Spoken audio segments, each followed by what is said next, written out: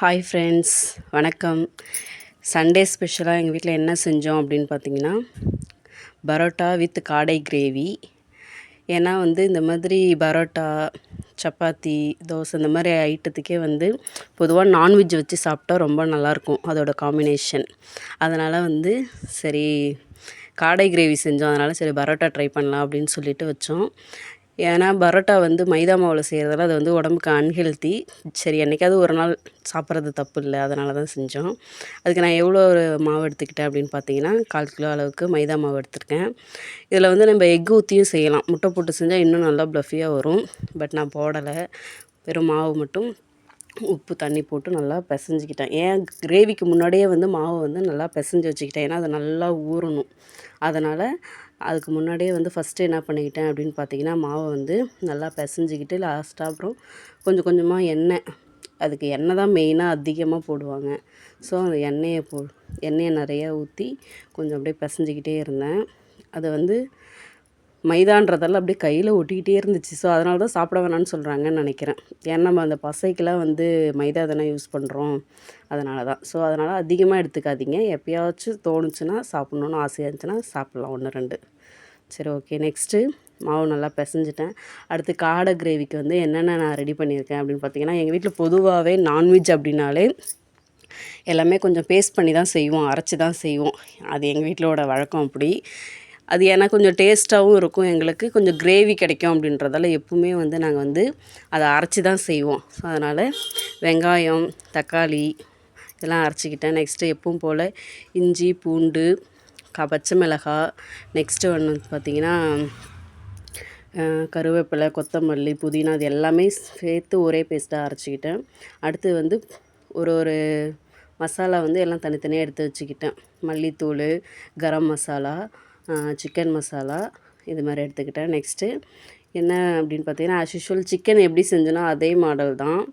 ஏன்னா இந்த காடையே ஒரு சிக்கன் வகை, கோழி வகையை சேர்ந்த மாதிரி தான். ஸோ அதனால் அதே ப்ரொசீஜரை ஃபாலோ பண்ணி தான் செஞ்சேன்.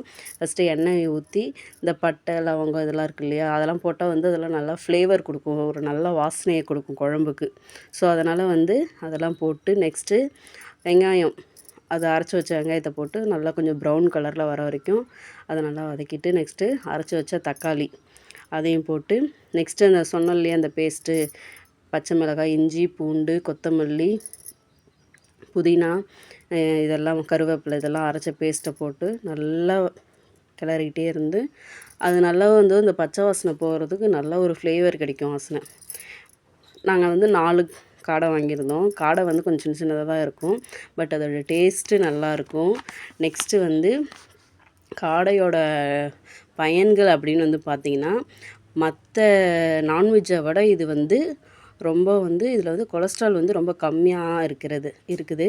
நெக்ஸ்ட்டு பார்த்திங்கன்னா, யாராவது டயட்டில் இருக்கோம், அதனால் நாங்கள் நான்வெஜ்லாம் சாப்பிட மாட்டோம் அப்படின்னு நினைக்கிற காடை தாராளமாக சேர்த்துக்கலாம். ஏன்னா அதில் எந்த ஒரு நம்ம பாடி சரி இது சாப்பிட்டா கொழுப்பால் அதிகமாக உடம்பு ஏறிடுமோ அப்படின்னு இல்லாமல் இது டயட்டில் இருக்கிறதுக்கு நல்லா ஹெல்ப்ஃபுல்லாக இருக்கும்.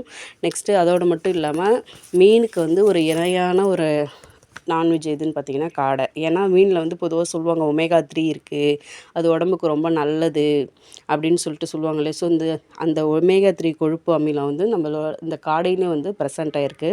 நெக்ஸ்ட்டு காடை ஹார்ட்டுக்கு ரொம்ப நல்லதுன்னு சொல்கிறாங்க. ஸோ இதனால் அப்புறம் சுகர் பேஷண்ட்டும் காடையை சாப்பிட்லாம். ஏன்னா அவங்களாம் மட்டன் சாப்பிடக்கூடாதுன்னு சொல்லுவாங்க, அதெல்லாம் சாப்பிடக்கூடாது. ஆனால் அவங்க காடையை தாராளமாக சாப்பிட்லாம்.